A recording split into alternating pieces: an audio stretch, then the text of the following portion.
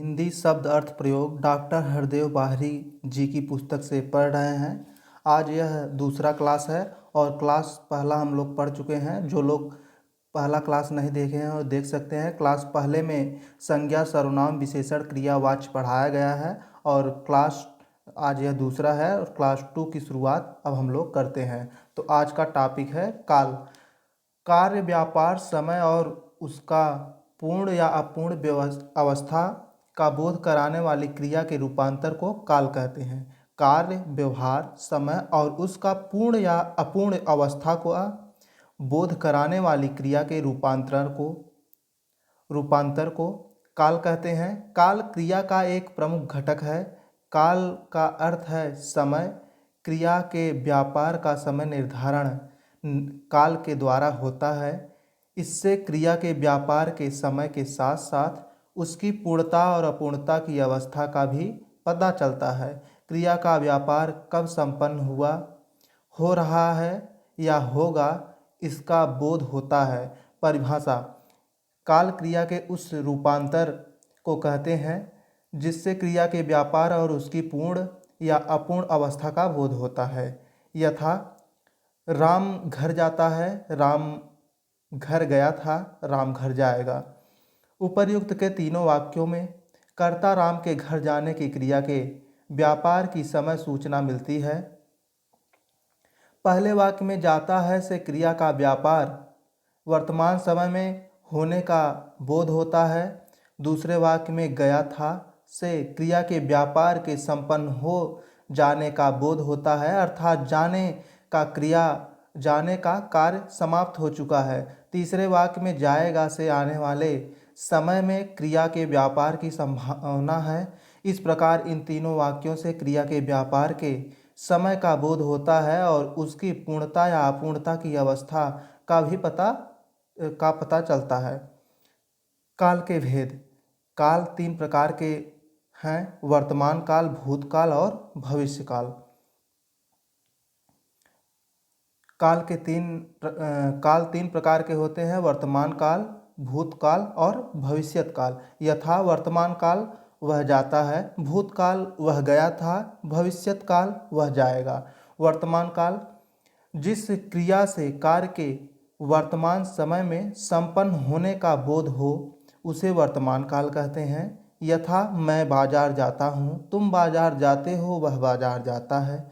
उपर्युक्त के तीनों वाक्यों में जाने क्रिया का व्यापार वर्तमान में संपन्न हो रहा है। वर्तमान काल के भेद: वर्तमान काल के 5 भेद हैं: सामान्य वर्तमान, पूर्ण वर्तमान, तात्कालिक वर्तमान, संदिग्ध वर्तमान और संभाव्य वर्तमान। पहला का है सामान्य वर्तमान काल। जिस क्रिया का होना या करना वर्तमान समय में ही मालूम हो उसे सामान्य वर्तमान काल कहते हैं। यथा वह जाता है, मैं जाता हूँ, वह जाती है, तुम जाते हो।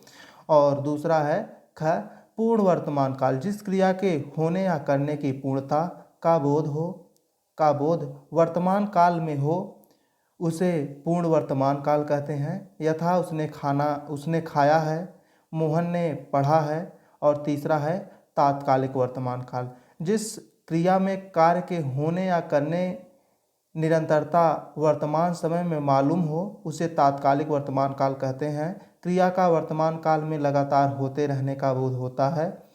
इसमें क्रिया के व्यापार की पूर्णता का बोध नहीं होता। यथा मैं जा रहा हूँ, वह आ रहा है। फिर उसके बाद चौथा है संदिग्ध वर्तमान काल: जिस क्रिया से तात्पर्य होने या करने में संदेह प्रकट हो उसे संदिग्ध वर्तमान काल कहते हैं। यथा राजेश पढ़ता होगा, मोहिनी खाती होगी। संभाव्य वर्तमान काल: जिस क्रिया से कार्य के होने या करने की संभावना का बोध हो उसे संभाव्य वर्तमान काल कहते हैं। यथा देखो घर पर वह आया है, रमा बाजार गई हो। भूतकाल: जिससे क्रिया के व्यापार की समाप्ति का बोध हो उसे भूतकाल कहते हैं। यथा राम घर गया था, सोहन मेरे यहाँ आया था। भूतकाल के भेद: भूतकाल के 6 भेद हैं: सामान्य भूतकाल, आसन्न भूतकाल, पूर्ण भूतकाल, अपूर्ण भूतकाल, संदिग्ध भूतकाल और हेतु हेतु मद भूतकाल।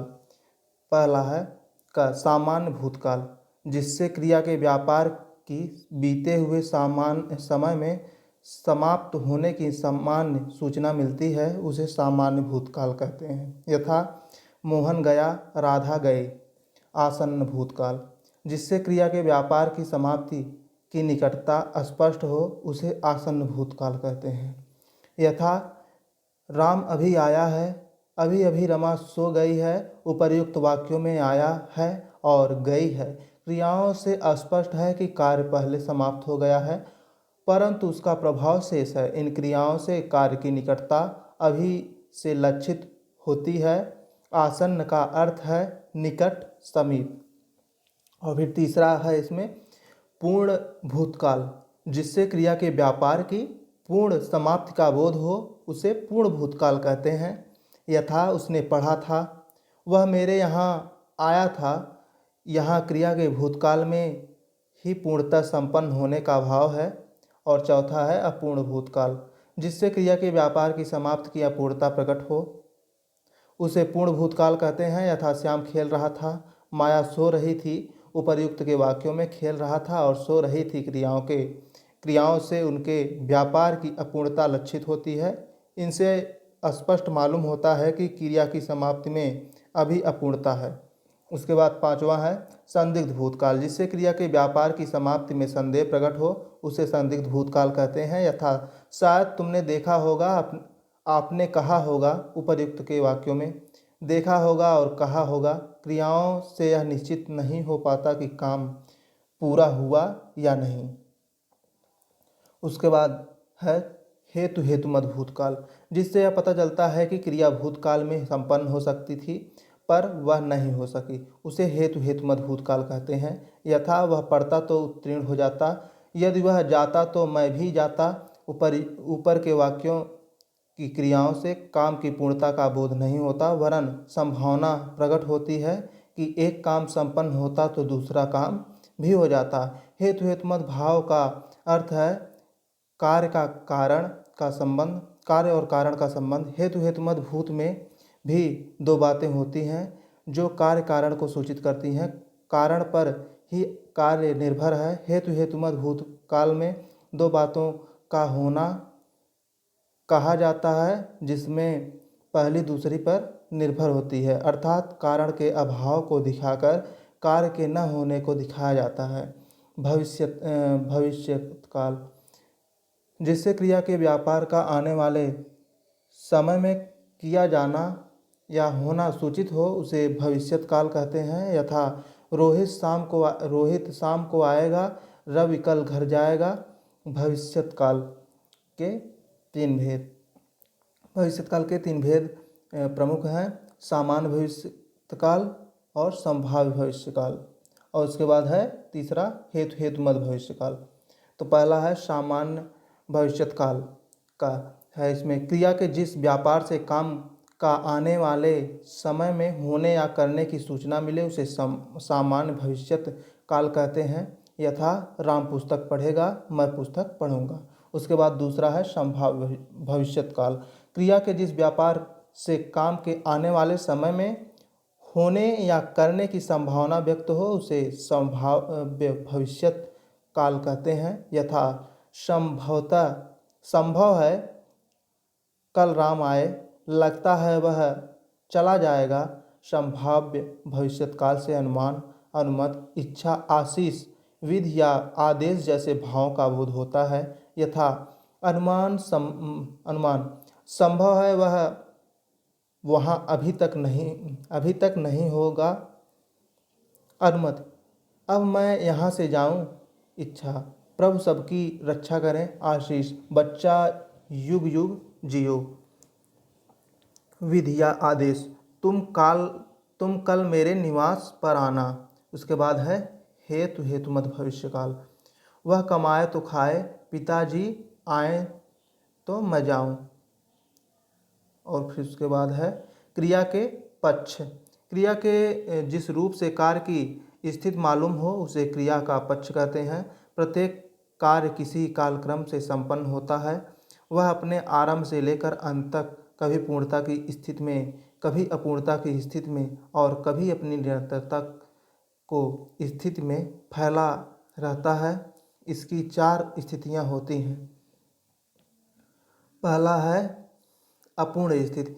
इसमें कार्य की अपूर्णता या अस्पष्टता होती है और इसमें अस्तित्ववाची क्रिया है प्रयुक्त होती है। यथा श्याम आदमी है, रोहन छात्र है। यहाँ यह स्पष्ट नहीं है कि श्याम कैसा आदमी है, क्या करता है और उसका क्या उद्देश्य क्या है। सारे संबद्ध कार्य अपूर्ण स्थिति में है। और दूसरा है पूर्ण स्थिति। इसमें कार्य की पूर्णता लक्षित होती है। इसमें लिंग वचन में प्रत्यय लगता है। यथा उसने आम खाया है। यहाँ आम खाने के लिए कार्य की पूर्णता लक्षित है। आवृत्ति मूलक स्थिति। तीसरा है इसमें किसी कार्य की आवृत्ति अर्थात बार बार होने की स्थिति मालूम होती है। यथा आकाश में तारे निकलते हैं। यहाँ निकलते से आवृत्ति का बोध होता है।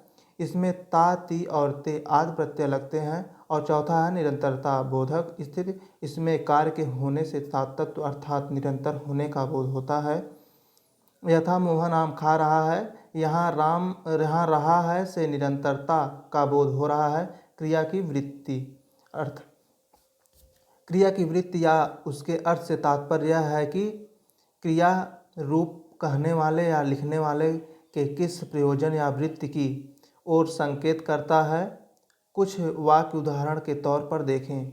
भीतर आ जाओ, बाहर निकल जाओ, ईश्वर तुम्हारी रक्षा करे, संभवतः वह आएगा, यदि परिश्रम करता तो सफल होता, वह पटना गया था। उपर्युक्त सभी कथनों से क्रिया की वृत्ति स्पष्ट होती है।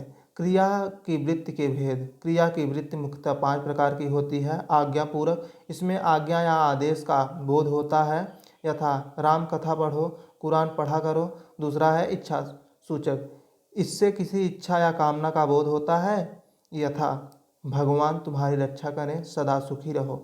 और तीसरा है संकेतवाचक। यहाँ किसी शर्त या संकेत हो। यथा वह पढ़ता तो सफल होता, वह जाता तो उसका काम बन जाता। उसके बाद चौथा है संदेह सूचक, जिससे अनिश्चय या संदेह का बोध हो। यथा शायद तुम्हारा कहना सत्य है, हो सकता है वह घर गया हो। पांचवा है निश्चय सूचक, जिससे कार्य की निश्चितता का बोध हो। यथा मुझे आज दिल्ली जाना है, उसे पटना में ही रहना है, वह घर पर ही रुकेगा, श्याम स्कूल गया था। उसके बाद है अव्यय। अव्यय की परिभाषा। जिन शब्दों के रूप में लिंग वचन कारक आदि के कारण कोई परिवर्तन या विकार न हो उसे अव्यय कहते हैं। यथा जब मैं जाऊंगा तब वह आएगा, वह कहाँ गया था, मैं भी आपके साथ जाऊंगा, अभी मैं नहीं आ सकता। राम और श्याम सहोदर भाई हैं। उपर्युक्त वाक्यों में मोटे अक्षर वाले शब्द अव्यय हैं, इनका रूप नहीं बदलता। ये सभी अविकारी शब्द हैं, अव्यज्यों के त्यों अर्थात समान रूप में रहते हैं, उनमें कोई रूपांतर नहीं होता, इसलिए उन्हें अविकृत, अविकारी या अपरिवर्तनशील कहते हैं। अव्यय किसी अन्य शब्द के साथ लगकर उसे भी अव्यय बना देते हैं। यथा प्रतिदिन, भरपेट, यथाशक्ति। अव्यय के भेद। अव्यय के प्रमुख 4 भेद हैं। क्रिया विशेषण, संबंध बोधक, समुच्चय बोधक और विस्मया बोधक। क्रिया विशेषण। जिस अव्यय से क्रिया विशेषण या अन्य क्रिया विशेषण की विशेषता प्रकट हो उसे क्रिया विशेषण अव्यय कहते हैं। यथा राम धीरे धीरे पढ़ता है, धीरे धीरे हो गया उसमें। आप कब आए, कब हो गया। उसके पास अच्छी पुस्तकें पर्याप्त हैं, पर्याप्त। वह कल अवश्य आएगा, अवश्य। ऊपर के वाक्यों में धीरे धीरे, कब, पर्याप्त और अवश्य क्रिया विशेषण है। क्रिया विशेषण के भेद। रूप, प्रयोग और अर्थ के आधार पर क्रिया विशेषण अव्यय के अनेक भेद माने गए हैं। रूप के आधार पर क्रिया विशेषण के 3 भेद हैं। मूल क्रिया विशेषण, यौगिक क्रिया विशेषण और कारण क्रिया विशेषण। मूल क्रिया विशेषण। जो क्रिया विशेषण किसी अन्य शब्द के योग या मेल से नहीं बनते उन्हें मूल क्रिया विशेषण कहते हैं। यथा अचानक, फिर, पुनः, ठीक नहीं, ठीक नहीं। यौगिक क्रिया विशेषण। जो क्रिया विशेषण प्रत्यय या अन्य शब्द के योग से बनते हैं उन्हें यौगिक क्रिया विशेषण कहते हैं। यथा प्रतिदिन, घर बाहर, प्रतिदिन, घर बाहर, बाहर, भीतर, हर एक, जहाँ तहाँ, इधर उधर, यथाक्रम। और कारण क्रिया विशेषण। जो शब्द किसी विशेष कारण या उद्देश्य क्रिया विशेषण रूप में प्रयुक्त होते हैं उन्हें कारण क्रिया विशेषण कहते हैं। यथा वह खाक पढ़ेगा, जाओगे नहीं तो सिर चाटोगे, तो खाक और फिर सिर। प्रयोग के आधार पर प्रयोग के आधार पर क्रिया विशेषण के 3 भेद हैं। साधारण क्रिया विशेषण, अनुबद्ध क्रिया विशेषण और संयोजक क्रिया विशेषण। साधारण क्रिया विशेषण। जिन क्रिया विशेषणों का प्रयोग स्वतंत्र रूप से किया जाए उन्हें साधारण क्रिया विशेषण कहते हैं। यथा आह, मैं क्या करूं, यहाँ आह सामान्य क्रिया विशेषण है। अनुबद्ध क्रिया विशेषण। जिन क्रिया विशेषण का प्रयोग अवधारणा निश्चय के लिए किसी शब्द के साथ होता है उन्हें अनुबद्ध क्रिया विशेषण कहते हैं। यथा यह तो बड़ी विचित्र बात है, तो हो गया मैंने उन्हें देखा तक नहीं, तक, यहाँ तो तक अनुबद्ध क्रिया विशेषण है। संयोजक क्रिया विशेषण।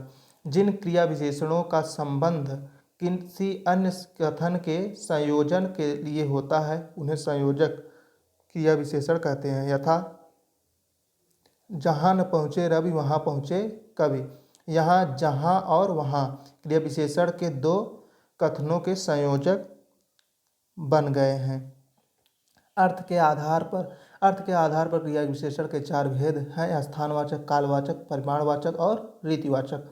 स्थानवाचक क्रिया विशेषण। जिस क्रिया विशेषण से स्थान और दिशा की सूचना मिलती है उसे स्थानवाचक क्रिया विशेषण कहते हैं। यथा यहाँ, वहाँ, ऊपर, नीचे। कालवाचक क्रिया विशेषण। जिस क्रिया विशेषण से काल या समय की सूचना मिले उसे कालवाचक क्रिया विशेषण कहते हैं। यथा आज, अब, कब, निरंतर, अभी। परिमाणवाचक क्रिया विशेषण। जिस क्रिया विशेषण से परिमाण का बोध हो उसे परिमाणवाचक क्रिया विशेषण कहते हैं। यह 5 प्रकार का होता है। अधिकता बोधक, अधिकता बोधक में अधिक, खूब, बहुत, अतिशय। न्यूनता बोधक थोड़ा, जरा, किंचित, कुछ। पर्याप्त बोधक बस, केवल, यथेष्ट, काफ़ी। तुलना बोधक जितना, कितना, बढ़कर, इतना, उतना। श्रेणी बोधक क्रमशः, बारी बारी, एक एक। रीतिवाचक क्रिया विशेषण। जिस क्रिया विशेषण से निश्चय, अनिश्चय, कारण, निषेध आदि का बोध हो उसे रीतिवाचक क्रिया विशेषण कहते हैं। यथा ऐसे, वैसे, अवश्य, कदाचित, हाँ, ठीक, क्यों। संबंध बोधक अव्यय। जिस अव्यय से 2 पदों के बीच परस्पर संबंध सूचित हो उसे संबंध बोधक अव्यय कहते हैं। यथा पुरुषार्थ के बिना जीवन नहीं। क्रीड़ा के साथ राधा का नाम पूज्य है, उसके बिना तुम कुछ नहीं हो। प्रयोग और अर्थ के आधार पर संबंध बोधक अव्यय के कई भेद होते हैं। का है प्रयोग के आधार पर संबंध बोधक अव्यय के भेद 2 भेद हैं। पहला संबंध बोधक धर्म के बिना राम के साथ। असंबद्ध संबंध बोधक मित्रों सहित गांव तक। अर्थ के आधार पर संबंध बोधक अव्यय के 14 भेद हैं। कालवाचक में पहले, बाद, आगे, पश्चात, अब तक। दूसरा है स्थानवाचक, आगे, पीछे, निकट, समीप, सामने, बाहर। और तीसरा है दिशावाचक, आस पास, ओर, तरफ, दायां, बायां। और चौथा है साधनवाचक, द्वारा, माध्यम, सहारे, जरिए, मार्फत। और पांचवा है उद्देश्यवाचक, लिए, वास्ते, हेतु, निमित्त। और छठवां है व्यतिरेकवाचक, अलावा, अतिरिक्त, सिवा, बगैर, बिना, रहित। विनिमयवाचक, बदले, एवज, स्थान पर, जगह पर। सादृश्यवाचक, समान, तुलना, बराबर, योग्य, तरह। और नवा है विरोधवाचक, विरोध, विरुद्ध, विपरीत। और 10वां है साहचर्यवाचक, साथ, संग, सहित, समेत। विषयवाचक, संबंध, विनय, आश्रय, भरोसे। संग्रहवाचक, लगभग, भर, मात्र, तक, अंतर्गत। तुलनावाचक अपेक्षा समक्ष समान, कारणवाचक कारण परेशानी से मारे। और फिर उसके बाद इसमें तीसरा है, पहला हम लोग प्रयोग के आधार पर, अर्थ के आधार पर, उसके बाद व्युत्पत्ति के आधार पर संबंध बोधक अव्यय के दो भेद हैं। मूल संबंध बोधक पर्यंत समान बिना, और दूसरा है यौगिक संबंध बोधक द्वारा योग बाहर। समुच्चय बोधक अव्यय, जो अव्यय दो पदों, दो उपवाक्यों या दो वाक्यों को परस्पर जोड़ते हैं उन्हें समुच्चय बोधक अव्यय कहते हैं। यथा ईमानदारी और परिश्रम उन्नति के लिए आवश्यक है, परिश्रम करो ताकि जीवन सफल हो सके।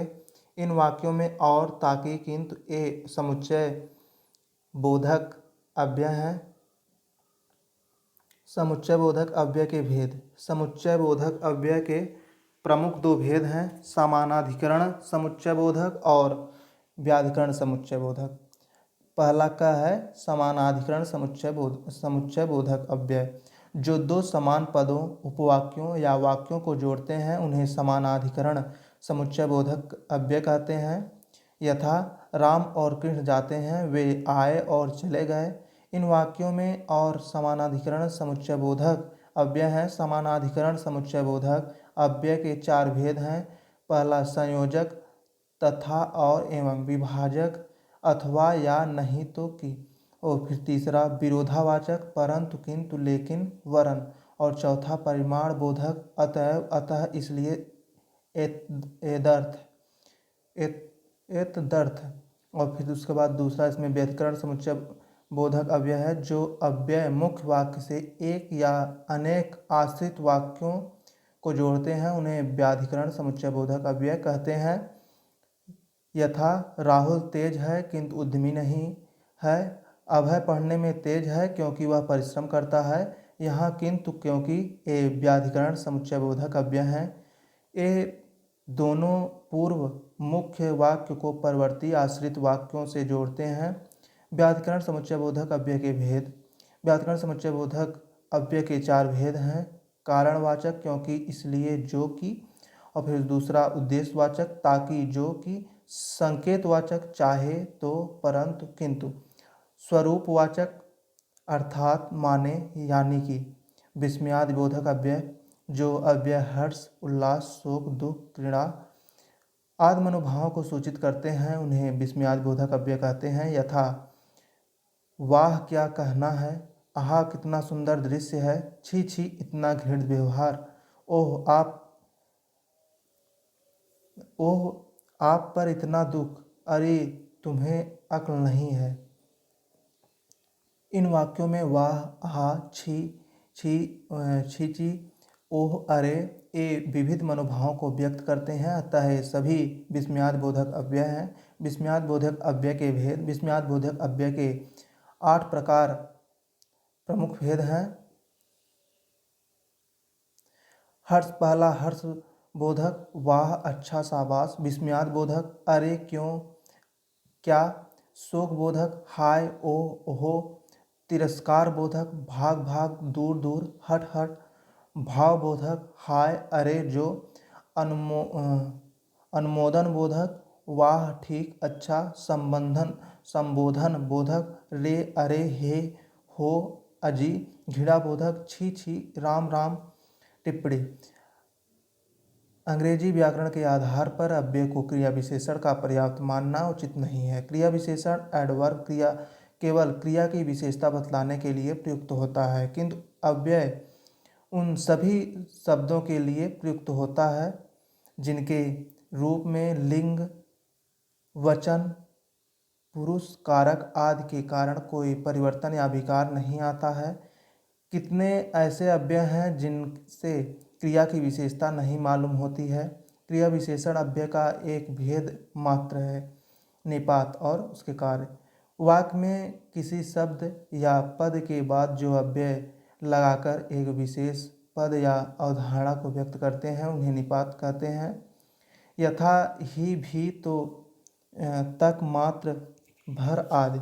वह तो अपने घर जाएगा, मोहन ने ही उसे मारा है, उसने राम को भी बुलाया है। ऊपर के वाक्यों में तो ही भी ए वाक्य में एक विशेष बल देते हैं, अतः ये सभी निपात माने जाएंगे। अव्यय और निपात। निपात नए भाव प्रकट करने के लिए प्रयुक्त होते हैं। निपात में लिंग, कारक, वचन आदि की दृष्टि से रूप भेद नहीं होते हैं, इसलिए इसे अव्यय के अंतर्गत रखा जाता है, किंतु अव्यय और निपात में किंचित भेद है। अव्यय वाक्य में संज्ञा, सर्वनाम, विशेषण, क्रिया आदि के सहायक होकर वाक्य के अंग होते हैं। सहायक होकर वाक्य के अंग होते हैं। इसके विपरीत निपात नए भावबोधक के सहायक बनकर भी वाक्य के अंग नहीं होते हैं। निपात के प्रयोग से वाक्य के अर्थ की एक नई अवधारणा बनती है। पुनः निपात का प्रयोग वाक्य में अर्थ के अनुसार भिन्न भिन्न स्थान पर हो सकता है। कतिपय महत्वपूर्ण निपातों के प्रयोग भी वह भी जानता है, श्याम भी जा रहा है, वह पटना भी जाएगा। उसके बाद श्याम गेंद भी खेलता है, उसने मुझे भी बुलाया है, श्याम ने भी उसे बुलाया है, श्याम ने उसे बुलाया भी है। ही राम ही आ रहा है, राम लखनऊ ही जा रहा है, वह कबड्डी ही खेलता है। भर, उनका बेटा 4 अक्षर भर जानता है, उसका घर भर चोर है, श्याम राम को जानता भर है, उसने भर पेट खाया है, उसने मिठाई खाया भर है। जी भर खा लो तक अब तक नहीं गए, तुमने खाया तक नहीं, उसने पत्र का उत्तर तक नहीं दिया, उसने उत्तर दिया तक नहीं। यह सब कब तक चलता रहेगा? तुम तक मेरी बात तक नहीं पहुंच सकी।